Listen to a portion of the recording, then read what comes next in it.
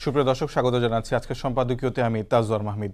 তথ্য সম্প্রচার মন্ত্রণালয়ের উপদেষ্টা মাহফুজ আলম বলেছেন, সবাই সংঘাতের জন্য মুখিয়ে আছে এবং আপনারা অবশ্যই এটা অল্প কয়েক মাসের মধ্যে দেখতে পাবেন। তার কথা, গত এক বছরে মাজার দরবারের উপর যে হামলা হয়েছে, তারা যদি পাল্টা আঘাত করে তাহলে রাষ্ট্রীয় স্থিতিশীলতা নস্যাৎ হবে।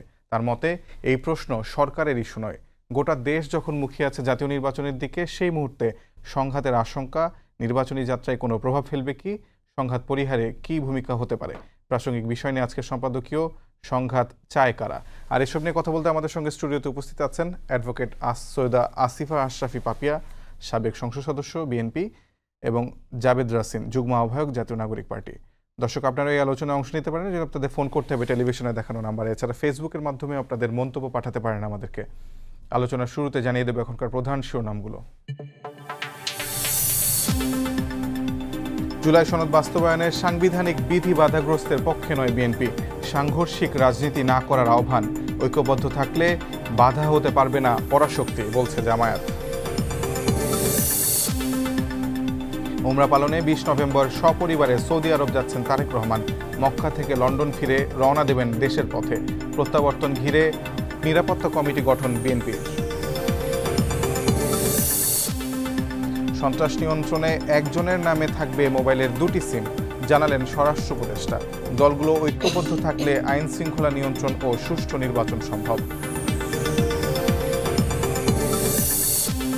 ফের খুলে পড়ল মেট্রোর পিলারের বিয়ারিং প্যাড, এবার প্রাণ গেল পথচারী, আহত ২। শাহবাগ থেকে আগারগাঁও এখনও বন্ধ চলাচল, দিনভর যানজটে চরম ভোগান্তি। এবং মৃত্যুর ২৯ বছর পর আবারও আলোচনায় চিত্রনায়ক সালমান শাহর ইস্কাটনের ফ্ল্যাট, অনুসন্ধানে দ্বিতীয় দফা পরিদর্শন পুলিশের, পুরনো রহস্যের জট খোলার চেষ্টা।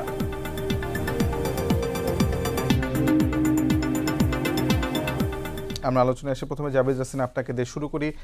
আপনি গতকালকে সম্ভবত ছিলেন যে আপনাদের যে দলের প্রতিনিধি দলটি ঐকমত্য কমিশনের সঙ্গে সাক্ষাৎ করতে গিয়েছিল, সেখানে আপনি উপস্থিত ছিলেন। আসলে আপনারা জুলাই সনদে স্বাক্ষর করেননি, এখন নতুন করে স্বাক্ষরের পাঁয়তারা খুঁজছেন বলে অনেকে বলছেন। আপনাদের মানে ফ্যাসিবাদ বিরোধী যারা রাজনৈতিক দলগুলো আছে তাদের মধ্যে থেকে কেউ কেউ বলছেন। আসলে আপনাদের জুলাই সনদে স্বাক্ষর করার পরিকল্পনাটা কবে, এবং এখনও আপনারা কী কী ঘাটতি দেখছেন জুলাই সনদে, কেন সই করতে আপনাদের দেরি হচ্ছে? মানে জুলাই সনদে স্বাক্ষর করার জন্য আমাদের পায়তারা খুঁজতে হবে কেন? মানে আমরা যদি আজকে বলি তো আজকে তো স্বাক্ষর হবে, এটার জন্য আমাদের আলাদা কোনো দরজা খোঁজার তো দরকার নেই।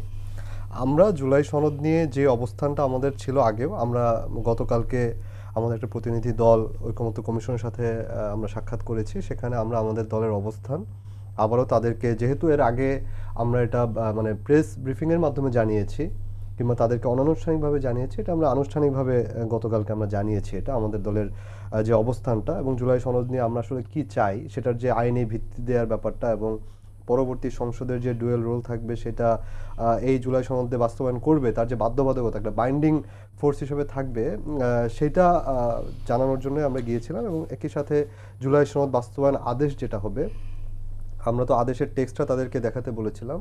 তারা আমাদেরকে জানিয়েছে যে তার টেক্সটটা প্রস্তুত করছে, কিন্তু তারা টেক্সটটা আমাদেরকে দেখাতে অপারগতা জানিয়েছে। এখানে একটা বিষয় একটু বলে রাখি যে আমরা যেই আশঙ্কাটা থেকে আসলে স্বাক্ষরটা করি নাই, সেই আশঙ্কা গতকালকে আসলে প্রমাণিত হয়েছে। আমাদের সাথে যখন কমিশনের বৈঠক হয়েছে, কমিশনের বৈঠকে কমিশন আমাদের সাথে ইতিবাচকভাবেই যখন কথা বলেছে, তারা বলেছে যে পরবর্তী পার্লামেন্টে এই জুলাই সনদ বাস্তবায়ন করতে বাধ্য থাকবে, তারা এই ধরনের একটা প্রস্তাবনায় সরকারকে দেবে। কিন্তু গতকালকে তাদের সাথে আবার এক্সপার্টদের বৈঠক ছিল, একটা বৈঠক শেষে তাদের ঐকমত্য কমিশন পক্ষ থেকে আমরা জানতে পারলাম যে পরবর্তী সংসদের এটা বাধ্যবাধকতা থাকবে না এই জুলাই সনদ বাস্তবায়নের ক্ষেত্রে, তারাই সেটা আবার বলল। তো একই দিন সকালে আমাদেরকে একটা জিনিস জানিয়ে বিকালে যখন আমরা মতের পার্থক্যটা দেখলাম, তখন এই যে আমাদের যে সন্দেহটা, এই সন্দেহটা আরও বদ্ধমূল হলো। এবং আমরা আগেই যে বারবার আমাদেরকে টেক্সটটা দেখাতে বলছি, এবং টেক্সট না দেখে আসলে সনদে স্বাক্ষর করা না, আমাদের যে অবস্থানটা, স্বাক্ষর না করার অবস্থানটা, সেটা গতকালকে একেবারে প্রমাণিত হয়েছে। যদি এই জুলাই সনদ পরবর্তী সংসদ বাস্তবায়ন না করে এই জুলাই সনদটা, তাহলে আসলে এই সংস্কার বলেন বা এই যে এত বড় অভ্যুত্থানের ফলশ্রুতিতে আমরা আসলে কি পেলাম, এটাই আসলে আমাদের এখন প্রশ্ন। আপনারা যে আইনি ভিত্তিটা চাচ্ছেন সেটা কি সাংবিধানিক আদেশ জারির মাধ্যমে চাচ্ছেন? সাংবিধানিক আদেশ না, আমরা বলেছি জুলাই সনদ বাস্তবায়ন আদেশ। আমরা যেহেতু সাংবিধানিক আদেশ যখন প্রথম ঐকমত্য কমিশনের সাথে আলোচনা এসেছিল, তখন এটা নিয়ে অনেকেই একটু প্রতিক্রিয়া দেখিয়েছিল যে এটা সুপ্রা কনস্টিটিউশনাল কোনো ডকুমেন্ট হয়ে যায় কিনা। সেই জায়গা থেকে আমরা বলেছি ওকে, তাহলে নামটাই আমরা চেঞ্জ করে দিলাম, যে একেবারে স্পেসিফিক থাকবে জুলাই সনদ বাস্তবায়ন আদেশ।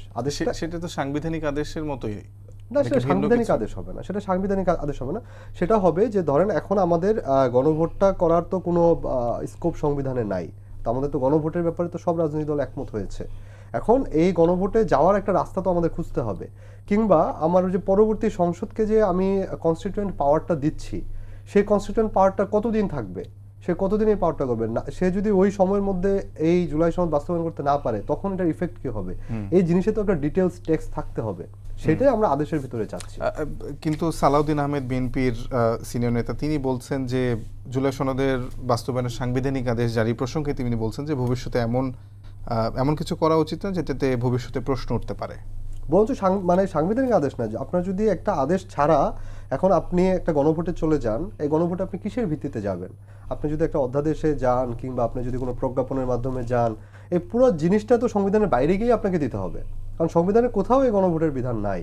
বা আপনি যে পরবর্তী পার্লামেন্টকে যে আপনি একটা এক্সট্রা পাওয়ার দিচ্ছেন, সে যে কনস্টিটিউশনের বেসিক স্ট্রাকচারটা চেঞ্জ করছে, এই পাওয়ারটা আপনি কিসের বলে দিবেন তাকে? তো সেটার তো একটা রাস্তা আমাদেরকে খুঁজে বের করতে হবে, সেটাই আদেশ ছাড়া তো আমরা কোনো উপায় দেখছি না। যদি সালাউদ্দিন ভাই কোনো উপায় আমাদেরকে দেন, সেটা দিতে পারেন, কিন্তু সেখানে আমার তো যেতে হলে এই যে পুরো প্রক্রিয়াটা বাস্তবায়নের ক্ষেত্রে, যেখানে আমরা মোটামুটি তো এগ্রি করেছিলাম কিন্তু ঐকমত্য কমিশনে, যে একটা আদেশের পরে গণভোট হবে, গণভোটের টাইমিং নিয়ে অনেকের মধ্যে মত পার্থক্য আছে, কিন্তু গণভোট কি নির্বাচনে আগে চান নাকি নির্বাচন? আমরা বলেছি, আমরা গতকালকেও বলেছি যে গণভোটের তারিখ নিয়ে আমাদের কোনো রিজিডনেস নাই। আমরা এটা আগেও হতে পারে, ইলেকশনের দিনও হতে পারে, মানে এটা যত দ্রুত করা সম্ভব আমরা সেটাই বলেছি, কিন্তু এটা নিয়ে আমাদের তেমন কোনো আপত্তির জায়গাটা নাই। আমাদের মূল জায়গাটা হচ্ছে জুলাই সনদ বাস্তবায়ন আদেশের ক্ষেত্রে, যেখানে স্পষ্ট থাকতে হবে পুরো রোডম্যাপটা, যে জুলাই সনদের আপনার এই যে গণভোটে কি প্রশ্ন থাকবে, সে গণভোটের মধ্যে নোট অফ ডিসেন্টের যেহেতু বিষয়গুলো আসছে, সেগুলো কিভাবে মীমাংসিত হবে, কিংবা পরবর্তী পার্লামেন্ট যেটা আমি বললাম তার যে কনস্টিটিউয়েন্ট পাওয়ারটা থাকবে, সেটা তো কোথাও লেখা থাকতে হবে। ধন্যবাদ। আপনার কাছে একই প্রশ্ন, সালাউদ্দিন আহমেদ আপনাদের দলের সিনিয়র নেতা, তিনি বলছেন যে এমন কিছু করা উচিত যাতে ভবিষ্যতে প্রশ্ন উঠতে পারে জুলাই সনদের এই সাংবিধানিক আদেশ জারির বিষয়টা, যেটা আসলে এনসিপি অনেকটা বেশি মানে সন্দিহান, যে পরবর্তীতে পার্লামেন্টে তারা ভাবছে যে বিএনপি হয়তো গভর্নমেন্ট ইন ওয়েটিং, তো তারাই আসলে এটা বাস্তবায়ন নাও করতে পারে, কিংবা যেই আসুক, জামাত আসলে জামাত, কিংবা এনসিপি নিজেদের কথা হয়তো বলছে না, কিন্তু অন্য দুটি দল তারা যদি পার্লামেন্টে আসে নেক্সটে গভর্ন ফর্ম করে, তারা অনেকটা সন্দিহান যে এটা তো আসলে বাস্তবায়ন নাও হতে পারে, সেজন্য একটা আইনি সেফগার্ড চাচ্ছেন। কিন্তু আপনাদের দল থেকে বলা হচ্ছে যে এটা মানে প্রশ্নের সম্মুখীন হতে পারে সাংবিধানিক আদেশ জারি করে। কেন মনে হচ্ছে? কি 7 খণ্ড রামায়ণপুরে সীতারামের মাসি, মানে এই অন্তর্বর্তীকালীন সরকার আসার পর এই যে কিছু প্রেসক্রিপশন নিয়ে ঐক্যমত কমিশন যেটা গঠন করা হলো, এই ঐক্যমত কমিশন যেটা গঠন করতে আসলো এবং বসলো, এটা তো প্রায় 1-1.5 বছর যাবত চলছে, প্রথম থেকে এ পর্যন্ত চলছে আলাপ আলোচনা। এখন শেষের দিকে এসে ওই প্রথম থেকে আপনি যে জিনিস নিয়ে কথা বলছেন, ওই শেষে স্বাক্ষরের সময় যদি একই বিষয় নিয়ে কথা বলা হয়, তাহলে তো স্বাক্ষরের দিনক্ষণ তারিখ ঘোষণা ঘটা করে এত আচার অনুষ্ঠান করাটারই প্রয়োজন ছিল না, কিন্তু কারণ সন্দেহ তো দূর হয়নি। উভয় সংগঠনের ভিতরে, উভয় ব্যক্তিদের ভিতরে এখন পর্যন্ত সন্দেহ দূর হয়নি। তো সন্দেহ দূর করার দায়িত্ব কার, এবং সন্দেহ কেন দূর হচ্ছে না, এখানে ঘাটতিটা এবং বুঝার সমস্যাটা কোথায় আছে, এইটা তো বুঝতে হবে। যে সমস্ত সংগঠন ওখানে যাচ্ছে সবাইকে বুঝতে হবে। তা এখন আমি অনেক কিছু বলে দিলাম যে আমি এটা চাই ওটা চাই, কিন্তু বাস্তবিক অর্থে পার্লামেন্টে যে অনেক কিছুরই সীমাবদ্ধতা থেকে যায়। এখন সীমাবদ্ধতা যে থেকে যায়, এই সীমাবদ্ধতা পার্লামেন্টে না গেলে তো বোঝা যাবে না। এখন পার্লামেন্টে যেহেতু সালাউদ্দিন সাহেব গেছেন, 96 সালে এমপি ছিলেন, 2001 সালে এমপি ছিলেন, বিএনপি 2বার বিরোধী দল, 2বার সরকার গঠন করছে, করার ফলে তাদের বাস্তব অভিজ্ঞতার আঙ্গিকে অনেক কথাগুলো বলে, যে কথাগুলো শুনতে হয়তো অনেকের খারাপ লাগে, কি ঐক্যমতে পৌঁছাতে পারে না। এখন ঐক্যমতে স্বাক্ষরের সময় যে ঐক্যমত হলো, কিন্তু স্বাক্ষরের সময় পার হয়ে যায়নি, এবং ঐক্যমত কমিশনের যিনি প্রধান তিনি বললেন যে এটা এমন কোনো ব্যাপার না, আবার বসবো দরকার হয়, এবং এটা অনেক সময় আছে, পরে এসে স্বাক্ষর দেওয়ার সুযোগ আছে। এখন এইখানে এসে আবার নতুন করে বিতর্ক, আবার সে অবিশ্বাসী, আবার সে সন্দেহ, আবার সে রক্ষা কবচ। তা এখন এই সন্দেহ অবিশ্বাস এটা কোথায় যে দাঁড়াবে? দেশের মানুষ আসলে খুব হতাশায় আছে। দেশের মানুষের ভাবনাটা আমরা কেউ ভাবছি না, কারণ আমরা নিজেরাই ঐক্যমত্যে পৌঁছে যেয়ে আবার পৌঁছাতে পারছি না। দিনক্ষণ তারিখ ঠিক করার পরও স্বাক্ষরে উপস্থিত হতে পারছি না। আবার ধরেন স্বাক্ষরের দিন তো শেষও হয়ে যায়নি। এখন তর্ক বিতর্ক যাই হোক, মিটিংয়ে তো হলো। যখন স্বাক্ষরের প্রশ্নটা আসলো, দিন তারিখ ঘোষণা হলো, এখানে দিন তারিখ ঘোষণার আগেই বিতর্কগুলোর সমাপ্তি ঘটানো উচিত ছিল বলে আমি মনে করি। তারপরে জুলাই সনদের স্বাক্ষর, গণভোট। বাংলাদেশের মানুষ এই গণভোট কয়বার হয়েছে বলেন গণভোট? আর এটা কি খুব পরিচিত বাংলাদেশের মানুষের কাছে? এখন ভোটের টাইম সময় নিয়েও সমস্যা। আপনি গণভোট দিলেন, ভোটাররা ভোট দিতে গেল না, আলটিমেটলি কি হলো? সেটাও কিন্তু আমাদের আন্দোলনটা হুমকির মুখে পড়ে, এবং জুলাইয়ের যে আত্মত্যাগ, সেটাও কিন্তু একটা ঝামেলার ভিতর পড়ে যায়। এখন ভোটার নিয়ে যাওয়ার দায়িত্ব তো বাংলাদেশ সরকারের না, রাজনৈতিক সংগঠনের। তো রাজনৈতিক সংগঠনে আমরা যদি ভোটার নিয়ে যেতে ব্যর্থ হই, ইন্টারেস্ট কম হয়, আপনি করবেন কি? আপনি জাতীয় নির্বাচনে যে পরিমাণ ভোট কাস্ট হয়, আপনি 2 মাস পর স্থানীয় নির্বাচনে দেখবেন তার চেয়ে প্রচুর কম ভোট কাস্ট হয়। তাহলে মানুষের যে আগ্রহ উদ্দীপনাটা জাতীয় ভোট নিয়ে, ওই গণভোট, স্থানীয় নির্বাচন, এগুলো নিয়ে মানুষের কোনো আগ্রহ উদ্দীপনা খুবই কম। এলাকা ভিত্তিকভাবে হয় যে মেম্বার আমার চেয়ারম্যানে কে হবে, চেয়ারম্যান কে হবে, মেম্বার হবে, কমিশনার কে হবে, পৌরসভার চেয়ারম্যান কে হবে, কমিশনার যেগুলোতে থাকে সেগুলো। কিন্তু গণভোট, এই গণভোটের আপনার ভোটারদের, এটা পক্ষে বিপক্ষে দুদিকেই যুক্তি আছে কিন্তু। কারণ আপনার ভোটের দিন দিলেন, তারিখ দিলেন, ভোটার গেল না। বিপক্ষে যুক্তি কি আপনার? ভোটার গেল না, এটা হচ্ছে সবচেয়ে খারাপ ব্যাপার। মানে ভোটার গেল না। আপনি কি বলছেন যে নির্বাচনের দিন, মানে জাতীয় নির্বাচনের দিন গণভোট হলে ভোটার যাবে না, এমন কোনো আশঙ্কা আছে নাকি? না, সেটা নিয়ে আশঙ্কা নাই। আগে যেই ভোটাররা আছে সেই ভোটে ভোট দিবে। তারপরে আপনি একটা জিনিস চিন্তা করেন, ইভিএমে ভোট দিতে কি লম্বা টাইম লাগতো? ভোট তো আপনার ওই বিকাল 5টা পর্যন্তই। তো গণভোটের পড়তে জানে কয়জন লোক? পড়ে দফায় দফায় ভোট দেওয়া, আর তারপরে এদিকে জাতীয় নির্বাচনের ভোট, দফায় মনে হয় না, মনে একটা হেনা থাকবে 9টা থেকে 5টা পর্যন্ত। কিন্তু এটাও একটা সময়, প্রশ্ন যে টাইমটা তো একই আসলে আপনার। জিনিস হেনা, মানে সবগুলাই তো অনেক মানুষের সম্মতি নাও থাকতে পারে, সেক্ষেত্রে আসলে দ্বিমত থাকবে। এখানে একটা বিষয় একটু বলে রাখি, 84টা বিষয় কিন্তু গণভোটে যাবে না। গণভোটে যাবে শুধুমাত্র সাংবিধানিক বিষয়গুলো, সেটা মনে হয় 25টা 26টা। তাও এই 25টা বাংলাদেশের কয়জন মানুষ এখনো স্বাক্ষর কান দিয়ে জমি সই করে? স্বাক্ষর কান দিয়ে হাজিরা খাতে দেয়। লেবার যখন ওই ইটের ভাটার মজুরি আনতে যায়, তখন সই তো দেন না, এই টিপ সই দেয়। তো সেখানে আপনি এই গণভোটটাও তো তাদের বাংলাদেশের শিক্ষাগত যোগ্যতা, সাধারণ মানুষের সংখ্যা, আর একবারে শীততাপ নিয়ন্ত্রিত কক্ষের একটা গণভোট। গণভোটও যদি আসলে না করে, তাহলে তো কোনো ভিত্তি আমরা দিতে পারবো না। তো সেটা রাজনৈতিক দলগুলো তো সেটা নিয়ে একটা প্রচার প্রচারণা তো চালাবে, তারা তো মানুষের কাছে যাবে, মানুষকে গিয়ে বোঝাবে যে কেন এই সংস্কারটা দরকার, বা কেন তারা এই গণভোটে হ্যাঁ ভোট দিবে বা কেন না ভোট দিবে। মানে কি বোঝাবো? গণভোট বোঝাবো না নিজের ভোটের কথা বলবো? না, সেটা তো যদি একসাথে হয় তাহলে আপনি সেইটার কথা বলছেন, জটিল হয়ে যাবে। সেটা সেক্ষেত্রে জামাত একটা প্রস্তাব দিচ্ছে যে ভোটের আগে হলেও জটিল হবে, ভোটাররা যাবে না। আর আওয়ামী লীগের নেতারা যারা অপকর্মের সাথে জড়িত, তারা দেশান্তর হয়েছে। সাধারণ ভোটাররা কি নাই? তারা তো আছে। ধরেন ভোটের পার্সেন্টেজ তো তাদেরও একটা আছে, তারা কেউ গেল না, যাবে না। ভোট কেন্দ্রে না গেলে তো আপনি জোর করে তাদের নিতে পারবেন না। মানুষের উৎসাহ শুনেন, দল করলেই যে ভোট দিতে দৌড়ায় তা কিন্তু না। প্রত্যেককে মোটিভেশন করেই ভোট করতে নিয়ে যেতে হয়, এরকম একটা সিচুয়েশন, যার কারণে এগুলো সব জটিল আকার। জি, অসংখ্য ধন্যবাদ। আমি আবার আপনার কাছে আসবো। আমি দুইটা প্রশ্ন হচ্ছে জাবেদ হাসান আপনার কাছে জানতে চাই, সেটা হলো যে অনেক জায়গায় শোনা যাচ্ছে বিএনপি এবং এনসিপির মধ্যে একটা মানে নির্বাচন কেন্দ্রিক একটি অঘোষিত জোট হতে যাচ্ছে, কিংবা এনসিপিকে 20টি আসন ছেড়ে দিচ্ছে বিএনপি, এরকম শোনা যাচ্ছে। আসলে আপনাদের বর্তমান অবস্থানটা কি, এটা একটু পরিষ্কার করবেন আমাদেরকে। এবং আরেকটি বিষয় হচ্ছে জামাতের সঙ্গে আপনাদের যে সখ্যতাটা গড়ে উঠেছিল, সেখানে কি আসলে অনেকটাই ভাটা পড়েছে কিনা? আচ্ছা, প্রথমে আমি একটু জামাতের সাথে বা বিএনপির সাথে আমাদের যে সম্পর্ক সেটা নিয়ে একটু বলি, এটা ক্লিয়ার হওয়া দরকার। সেটা হচ্ছে আমরা তো ফেসিবাদ বিরোধী একটা মানে আন্দোলন করেছি, সংগ্রাম করেছি, তারপর গণ অভ্যুত্থানটা হলো, সেখানে সবার পার্টিসিপেশন ছিল। তো সেই হিসেবে জামাতের সাথে কিংবা বিএনপির সাথে আমাদের যোগাযোগটা আছে। আমাদের অবস্থান একটা রাজনৈতিক ভাষায় হয়তো অনেক সময় অনেকে আক্রমণ করেছে, প্রতি আক্রমণ করেছে, কিন্তু যেহেতু একটা ঐক্যের জায়গা আছে, সেই জায়গাটা থেকে আমাদের সাথে সবারই সম্পর্ক আছে এবং সবার সাথে যোগাযোগ আছে। এখন সেটা বিএনপির সাথেও আছে, জামাতের সাথেও আছে। যখন আমরা সংস্কার নিয়ে কথা বলেছি, যখন সংস্কার নিয়ে কথা বলতে গিয়ে, যেমন আপা একটু আগে বললেন যে পার্লামেন্টে না গেলে জিনিসটা বোঝা যাবে না, তারা পার্লামেন্টে গিয়েছেন এই জন্য তারা জিনিসগুলো বেশি বুঝেন, এই কারণে তারা সংস্কারটা হতে দিচ্ছেন না। তো সন্দেহ বা আবার আরেকটা ব্যাপার আছে যে সন্দেহ দূর হচ্ছে না কেন। এখন সন্দেহ, ধরেন বিএনপি যেহেতু পার্লামেন্টে দীর্ঘদিন ছিল, যারা এখন বিএনপির শীর্ষ নেতৃবৃন্দ আছে তারাও অভিজ্ঞ পার্লামেন্টারিয়ান, সো তারা তো এই জিনিসটা আরও তাদের কাছ থেকে বেশি আসা উচিত ছিল, এই সনদের ব্যাপারটা বা সংস্কারের ব্যাপারটা তাদের কাছ থেকে। তো তাদের কাছ থেকে যখন বাধাটা আসে তখনই সন্দেহগুলো আমাদের মধ্যে বেশি ঘনীভূত হয়। তো জামাতের সাথে আমাদের যে কথাবার্তা ছিল সেটা পুরোটাই সংস্কার কেন্দ্রিক। আমরা তো আমাদের লাইনেই কথা বলেছি, আমরা সেই ডে 1 থেকে আমরা কিন্তু গণপরিষদ নির্বাচন, নতুন সংবিধান, আমরা এখনো সেই লাইনেই আছি, কিন্তু আমরা তো আমাদের লাইন কিন্তু চেঞ্জ করি নাই। আমরা বলি নাই যে না আমরা অমুক হলে না হলে আমরা নির্বাচনে যাব না, অমুক না হলে আমরা সনদে স্বাক্ষর করবো না বলে আবার স্বাক্ষর করতে গেছি। আমরা বলছি এটা না হলে আমরা স্বাক্ষর করবো না, আমরা করি নাই। আমরা আমাদের লাইনে এখনো ঠিক আছি। সেখানে আমাদের সাথে অনেকের মত মিলেছে, অনেকের মত মিলে নাই।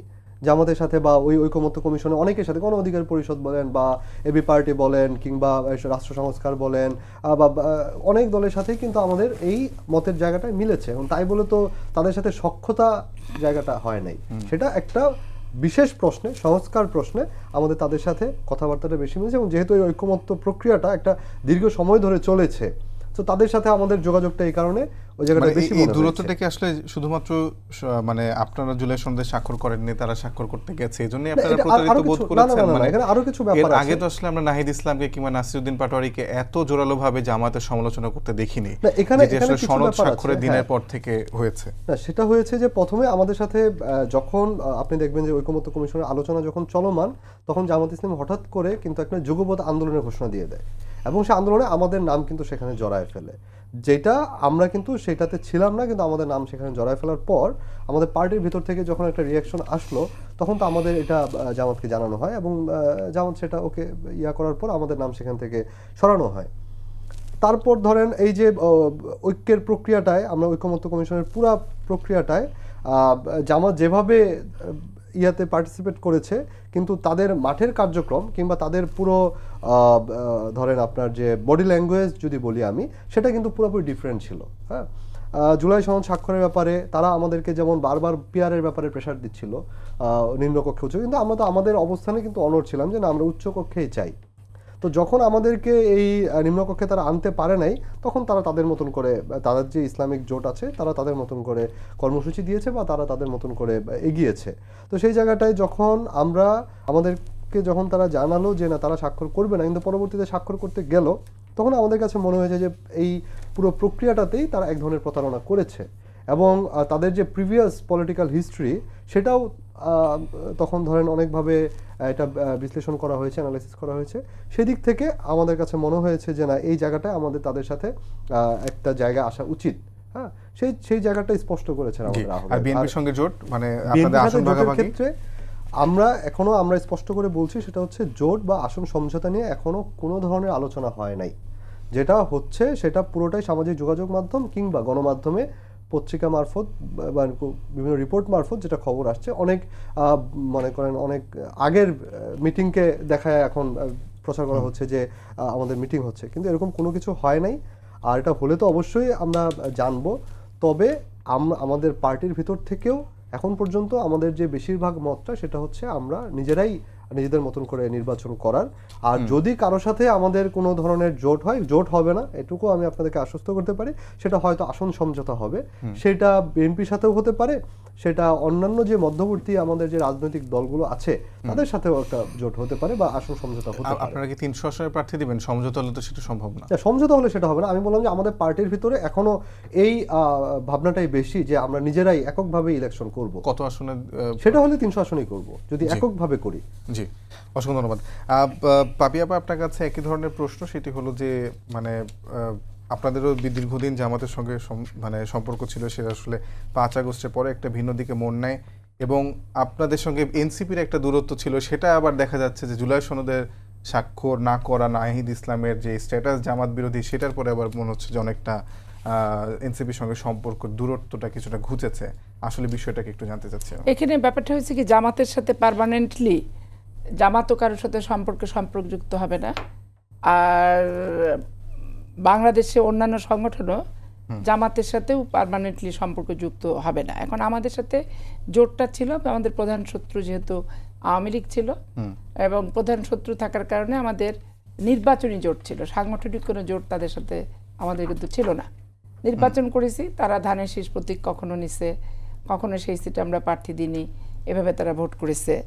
তো যেমন 18 নির্বাচনে গোলাম পরোয়ার, আবু তাহের সাহেবরা ধানের শীষ প্রতীক নিয়ে তারা ভোট করেছে। তারপরে এখন তারা হচ্ছে দাঁড়িপাল্লা নিয়ে ভোট করবেন।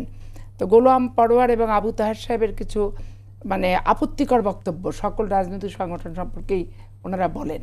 যেমন বলেছে কদিন আগে এনসিপি সম্পর্কে যে আমাদের দ্বারা যাদের জন্ম তারা আবার আমাদেরকে এই কথা বলছে। তো ওদের দ্বারা জন্ম এনসিপি, মানে এনসিপির জন্ম তো একটা আন্দোলন, একটা প্রক্রিয়া, একটা দুঃশাসন, তার বিপক্ষে প্রতিবাদ করতে যেয়ে তো তাদের রাজনৈতিক আত্মপ্রকাশটা পরে করলো, কিন্তু আগে তো ছাত্র জনতার বিপ্লবের মধ্য দিয়েই আসছে। আমরা 15 বছর আন্দোলন। এই কথাটা কি আপনি আসলে এই গোলাম পরের এটা বলার আগে আপনারা এনসিপি সম্পর্কে বলতেন না? এখানে গোলাম পরোয়ার আমরা কিন্তু বলেছি, আমি ব্যক্তিগতভাবে যেটা বলি যে এই সরকারের গর্ভে এনসিপির জন্ম, এটা আমি বলি, কিন্তু এনসিপির জন্ম আমি দিছি এটা আমি বলি না। এবং যারা ছাত্র যে জনতা আন্দোলন করছে, এই আন্দোলনকে কখনোই ছোট করে আমাদের তারেক সাহেব থেকে শুরু করে কেউ কিন্তু ছোটভাবে এটাকে খাটো করে কেউ দেখেনি। এবং মাস্টার মাইন্ড নিয়ে যে প্রশ্নটা উঠছে, আমরা দাবিদারও না, এটার কোনো মাস্টার মাইন্ড না। আওয়ামী লীগের অপকর্মের, দুঃশাসনের, দীর্ঘদিনের পুঞ্জীবিত ক্ষোভের একটা বহিঃপ্রকাশ হচ্ছে জুলাই আগস্টের অভ্যুত্থান। এবং এটা হতে হতে হতে লাস্ট পর্যায়ে গেছে, এবং দেশপ্রেমিক সামরিক বাহিনীর নিরপেক্ষ ভূমিকার কারণে এই ফলাফলটা অর্জন করা আমাদের জন্য খুব সহজ হয়েছে জিনিসটা। ইতিপূর্বে যেহেতু যারা ছিলেন তাদের এই ভূমিকাটা রাখেননি, ওই হাসিনা যা করেছে তাকে সমর্থন দিয়েছে, যার কারণে আন্দোলন অনেক ব্যাপক আকার ধারণ করলেও একটা পর্যায়ে যে এই প্রশাসনের কোনো প্রকার সেক্টরে নিরপেক্ষতা না থাকার কারণে মুখ থুবড়ে পড়েছিল আন্দোলন। এখন জামাত কি বললো এই কারণে আমি এনসিপি সম্পর্কে মন্তব্য করব সেটা না, আমার স্ট্যান্ড, আমার ব্যক্তিগত স্ট্যান্ড আমি বলছি, সেটা আমার একই রকম সবসময়। এখন তারা বললো যে আমাদের গর্ভে যাদের জন্ম তারা আমাদেরকে এই কথা কেন বলবে। তারপরে আওয়ামী লীগ পুনর্বাসন দেখেন, হাত পাখা কি 25-এ ভোট করেনি? হাত পাখাতে ভোট করছে। তো জামাত তো ওদেরকেই নিছে আগে সাথে, হাত পাখা। তো এখন আওয়ামী লীগের পুনর্বাসন সম্পর্কে যে বক্তব্য, যে বিবৃতি, যে কথাবার্তা আমাদের সম্পর্কে বলে বেড়াচ্ছে, তো হাত পাখা তো অন্যতম সঙ্গী, যে যাদের নির্বাচনে 24-25-এর যে নির্বাচন সেখানে সব দল বর্জন করছে, হাত পাখা কিন্তু একটা করে প্রতীক নিয়ে সব জায়গায় একটা করে প্রার্থী দিয়ে ঘরে বসে ঘুমাইছে। এটা তো অস্বীকার করার কিন্তু ব্যাপার না। এখন যেটা ব্যাপার হলো যে আজকে যে নাশকতাগুলো হলো, এটা না বললেই নয়। মেট্রো রেলের পিলারটা ভেঙে গেল, একজন মানুষ মারা গেল, শোক সন্তস্ত পরিবারের প্রতি এই সময় টিভির পক্ষ থেকে আমরা যারা আলোচনা করছি তাদের প্রতি আমি সমবেদনা জ্ঞাপন করছি। এবং আরও তথ্য আছে, ক্যান্টনমেন্ট রেল স্টেশনে অনেকগুলো নাশকতার জিনিসপত্র, সরঞ্জাম উদ্ধার করা হয়েছে। এখন এইগুলো দেশের ভিতরে আজকে নাহলে ট্রেন সার্চ করে সেগুলো পেলো, সেগুলো ধ্বংস করা হবে। বাংলাদেশে যে স্থল বন্দরগুলো আছে, এই বন্দরগুলো দিয়ে তো এই জিনিসগুলো আসার সমূহ সম্ভাবনা আছে। কারণ ভারতের যদি টার্গেট থাকে যে বাংলাদেশকে নাশকতামূলক একটা পরিস্থিতিতে আমরা নিয়ে যে নির্বাচন থেকে, গণভোট থেকে আমাদের যে জাতীয় ঐক্য সমস্ত কিছু ধূলিসাৎ করে ফেলবে, তাহলে তারা কিন্তু ভারত যে জিনিসটি, ভারতের ইতিপূর্বের তাদের গোয়েন্দা সংস্থা এত স্ট্রং এবং এত অ্যাক্টিভিটি তাদের বাংলাদেশে, এগুলোই কিন্তু তারা সারা পৃথিবীওয়ারি তাদের গোয়েন্দা সংস্থা করে বেড়াচ্ছে। অস্ট্রেলিয়া বলেন, তারপরে আমেরিকা বলেন, কানাডা বলেন, বিভিন্ন জায়গায় তথ্য এবং তৎকালীন সময় সরকার প্রধানরাও কিন্তু এগুলো নিয়ে কথাবার্তা বহুত কিছু বলছে। এখন এইটা কিন্তু বাংলাদেশের জন্য একটা অশুভ ব্যাপার। আর এনসিপি জামাতের যে ব্যাপারটা, কি বিএনপির সাথে জামাতের যে ব্যাপারটা, আমরা জামাতের সাথে নির্বাচনী জোট করছি, কিন্তু আমাদের চাঁপাইনবাবগঞ্জে জামাতের সাথে একটা সিটে নির্বাচনী জোট হতো না। আর অলি আহমেদ সাহেব আমাদের যত দলে যতদিন ছিলেন, তার 2টা সিটে জামাতের সাথে কোনোদিন জোট হয়নি। এবং আমরা জামাতকে যেভাবে মোকাবেলা ছোট্টবেলা থেকে, মানে ছাত্র জীবন থেকে করে আস্তে আস্তে এই 25 সাল পর্যন্ত আমরা উপলব্ধি মানে যুদ্ধ করছি। আর রাজশাহী বিশ্ববিদ্যালয়, বিএল কলেজ, চট্টগ্রাম বিশ্ববিদ্যালয় থেকে। আর আমাদের দল এবং এনসিপির নতুন করে নির্বাচনে গেলে তারা এখন মানে নতুন করে জামাতকে মোকাবেলা তাদেরকে করতে হবে। আমরা মোকাবেলা করে করে তাদের মানে ঢং ঢাং সম্পর্কে আমাদের একটা আইডিয়া আছে। আচ্ছা, একই মানে আমরা আসলে এরই মধ্যে দেখলাম যে আপনাদের দলে যিনি মহাসচিব মির্জা ফখরুল ইসলাম আলমগীর তিনি বলছেন যে কামরুজ্জামান, মীর কাসেম আলী, সালাউদ্দিন কাদেরের মৃত্যুদণ্ড হয় মিথ্যা মামলায়। এইটি আসলে আপনাদের যে বক্তব্যগুলো, সে বক্তব্যগুলো আসলে সাংঘর্ষিক হয়ে যাচ্ছে কিনা? শুনেন, এইখানে ফখরুল ইসলাম আলমগীর সাহেব কি প্রসঙ্গে বলেছেন, এর আগে এবং পরে কি কথা ছিল, কতটুকু কেটে ছেটে কি একটা উপস্থাপন করা হয়েছে, এটা আমি পরিপূর্ণ বক্তব্য না শুনলে পার্টির মহাসচিবের বক্তব্যর ভাবার্থ মর্মার্থ আমার কাছে কিন্তু বলা সম্ভবপর না। জি, ঠিক আছে, ঠিক আছে, অসংখ্য ধন্যবাদ। আমি আজকের যে মূল যেই মানে শিরোনামটা আমরা দিয়েছিলাম সেটি প্রসঙ্গেই বলি। সেটা হচ্ছে যে মাহফুজ আলম বলেছেন যে সবাই সংঘাতের দিকে মুখিয়ে আছে এবং আপনারা অবশ্যই এটা অল্প কয়েক মাসের মধ্যে দেখতে পাবেন। আমি আশঙ্কা করছি যদি এর সঙ্গে ধর্মীয় দৃষ্টিকোণ যুক্ত হয় তাহলে বাংলাদেশের পরিস্থিতি আরও খারাপ হবে। মাহফুজ আলমের আশঙ্কা, আপনাদের এটা নিয়ে এনসিপির মন্তব্য কি আসলে?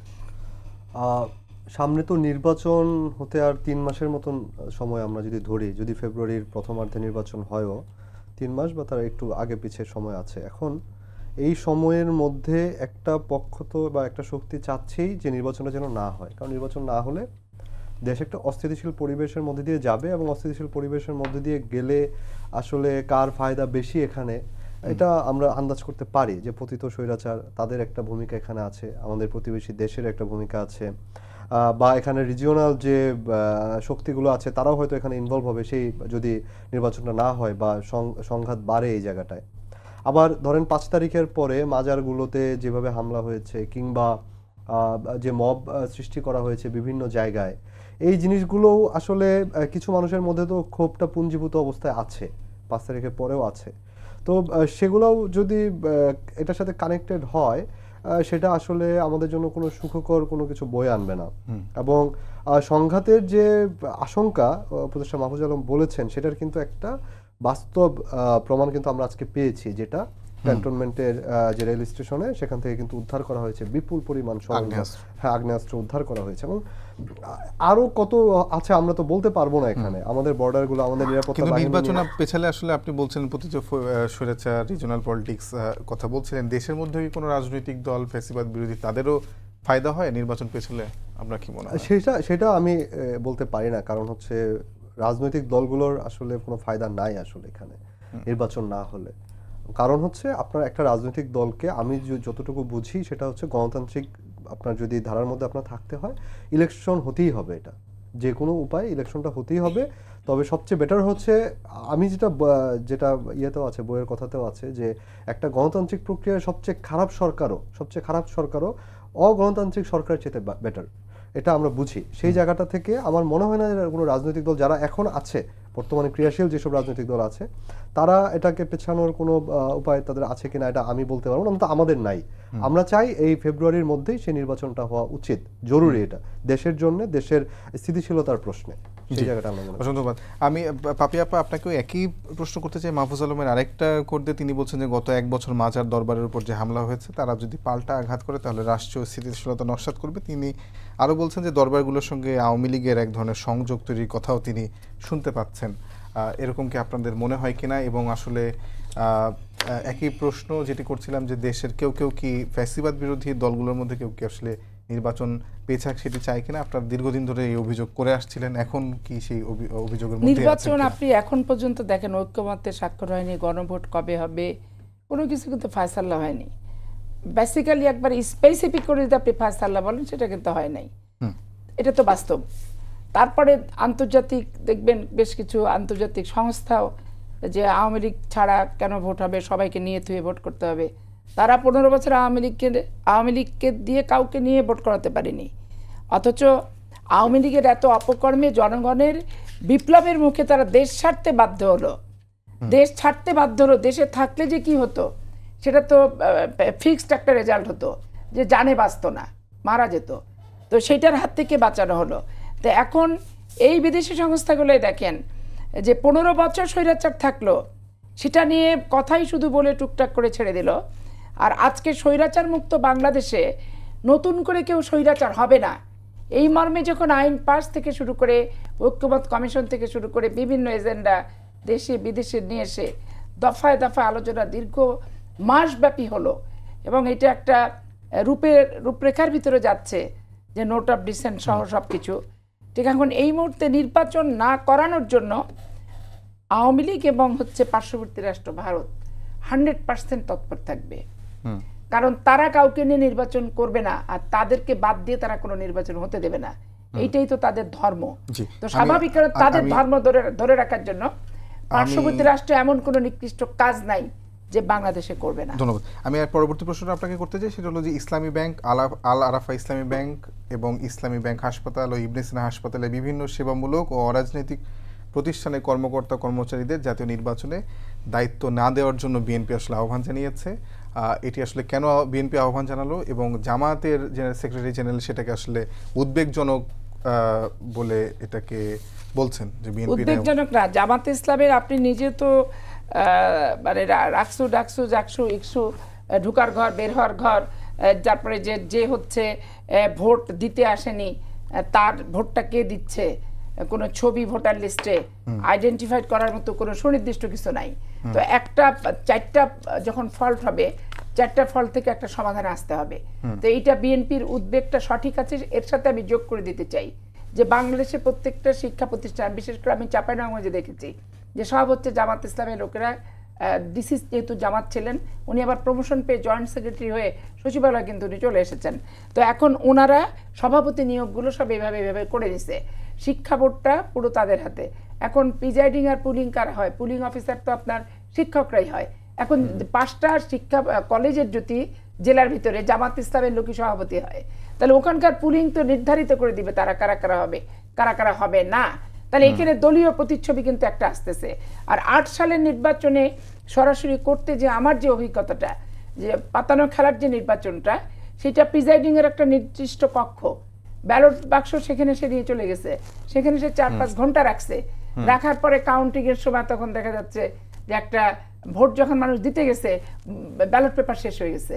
তাহলে অতিরিক্ত ব্যালট পেপার আসলো কোথা থেকে? আর ভোটাররা ভোট দিল না, সেই ব্যালট পেপারই বা শেষ হলো কিভাবে?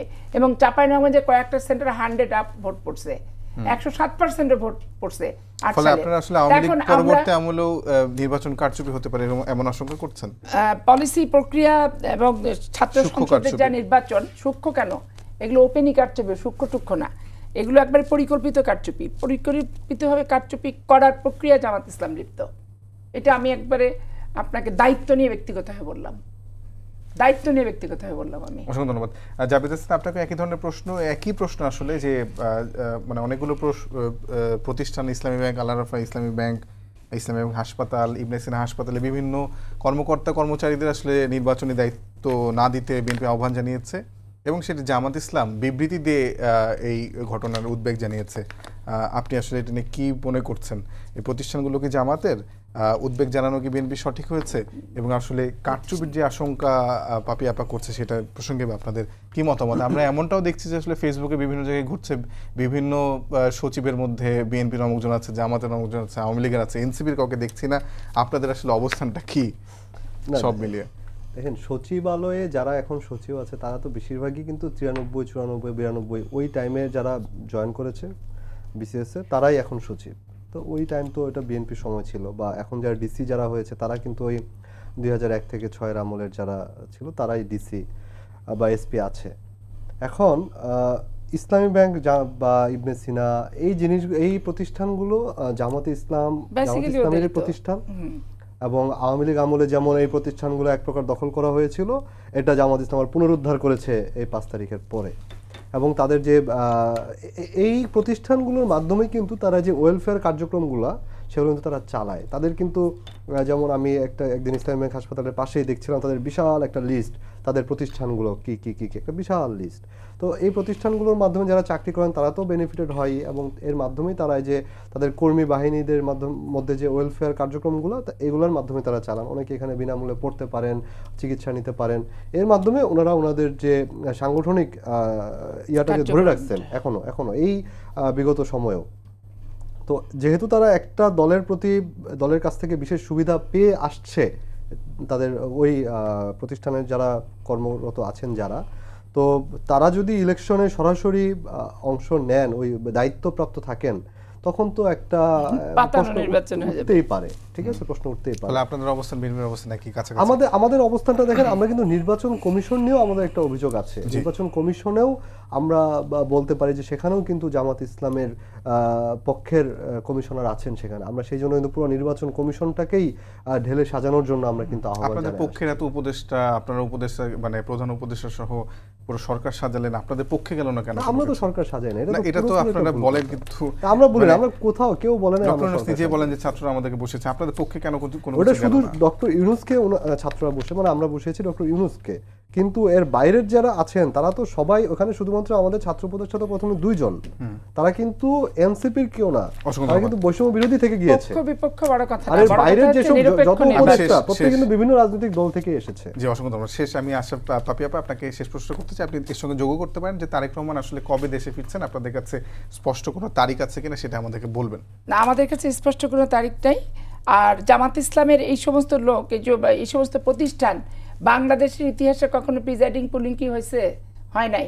তাহলে এদেরকে করার ষড়যন্ত্র যদি হয় এবং এরা ছলে বলে কৌশলে যদি প্রিজাইডিং পুলিংয়ের ভিতরে ঢুকে যায়, তাহলে পরবর্তী পর্যায়ে যদি সেটা প্রকাশিত হয়, তো তাহলে এই নির্বাচন কি সঠিক নির্বাচন হবে?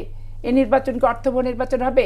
তাহলে গণভোটই আপনার কি, আর সংস্কার কমিশনে কি, আর ভবিষ্যৎ স্বৈরাচারকে মোকাবেলা করার জন্য আপনারা কি রক্ষা ব্যবস্থা দিলেন? নির্বাচনই তো সুস্থ হবে না। তাইলে যেভাবে শিক্ষা প্রতিষ্ঠানের নির্বাচন সুস্থ হয় নাই, অনেক নিরপেক্ষ সাংবাদিককে আমি জিজ্ঞেস করছি, রাজশাহী বিশ্ববিদ্যালয় ইসলামী ছাত্র শিবির জিতবে, সেটা সবাই জানে। কেন জানে? যে 91 সাল থেকে ওইখানে হচ্ছে সবাই বিতাড়িত, শিবিরে ঢোকা ছিল, কেউ রাজনীতি করতে পারেনি, ছাত্রলীগও পারেনি, ছাত্র ইউনিয়নও পারেনি, ছাত্র দলও পারেনি, সবাই ওদের হাতে হত্যা হয়েছে। তো সেইখানে তাদের দখলেই ছিল ওই 15 বছর। তো 15 বছর দখল থাকলে সেই দখল মুক্ত করাটা খুব ডিফিকাল্ট। তারপরে চুরি করছে ভোট। জি, অসংখ্য ধন্যবাদ। বিভিন্নভাবে চুরি করছে। সবাইকে ধন্যবাদ জানিয়ে শেষ করছি আজকে সম্পাদকীয়। আগামীকাল আবারও দেখা হবে একই সময়। শুভরাত্রি।